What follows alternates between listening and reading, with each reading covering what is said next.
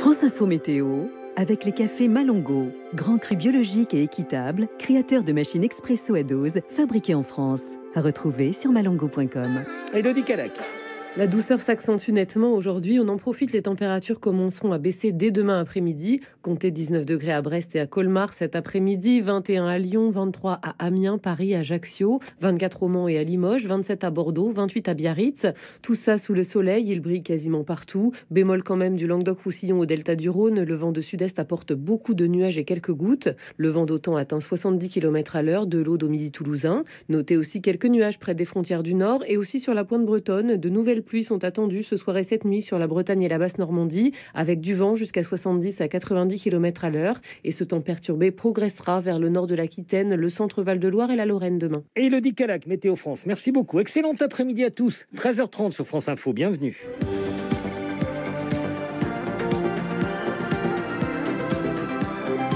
Et c'est le retour d'Armand Pérouloga pour l'info. Des annonces d'ici la fin de la semaine, c'est ce que promet le gouvernement pour faire face à la hausse des prix du carburant. Gabriel Attal a évoqué ce matin un dispositif simple, juste et efficace. Chèque carburant ou bien baisse de la fiscalité. Aucune piste n'est écartée, a dit le porte-parole du gouvernement. Hier, 2 ministres avaient privilégié l'option d'un chèque pour les plus modestes. Le gouvernement qui pousse au rappel vaccinal face au Covid, alors que le nombre de contaminations a progressé de 12% en une semaine en France. Sur les 6 millions de personnes éligibles, 2 millions ont déjà fait ce rappel. C'est trop peu, estime Gabriel Attal. À partir de ce soir, les députés discutent du 10e texte consacré à la crise sanitaire depuis mars 2020. En débat, la prolongation controversée du pass sanitaire jusqu'à l'été.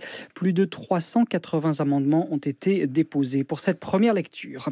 La colère des accompagnants d'élèves en situation de handicap. Ils manifestent aujourd'hui dans des dizaines de villes. Ces AESH, qu'on appelait il y a quelques années des auxiliaires de vie scolaire, sont chargés d'assister en classe les enfants handicapés.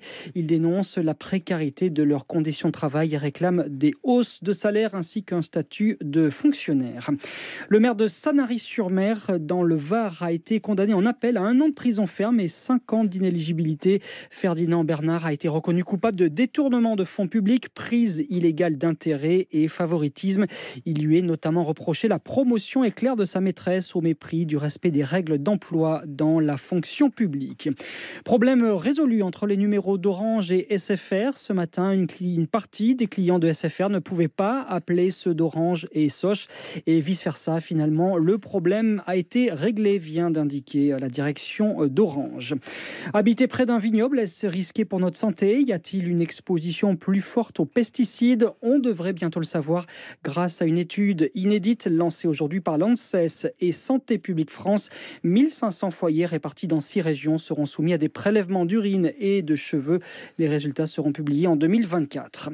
Le Premier ministre polonais dénonce un chantage de Bruxelles exercé sur son pays. Mateusz Morawiecki s'est exprimé ce matin devant le Parlement européen à Strasbourg, alors que Bruxelles a gelé le plan de relance de Varsovie après la décision du tribunal constitutionnel polonais contestant la primauté du droit européen.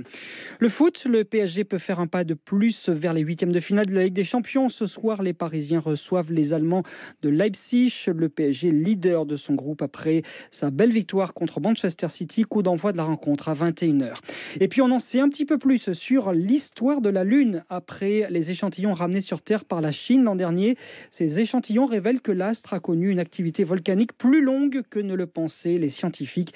Du basalte, une forme de lave refroidie datant d'environ 2 milliards d'années, a notamment été identifiée sur les échantillons collectés. La Lune et ses mystères qui persistent. Armand Pérouloga, merci beaucoup. Allons faire un tour au Palais de justice de Paris.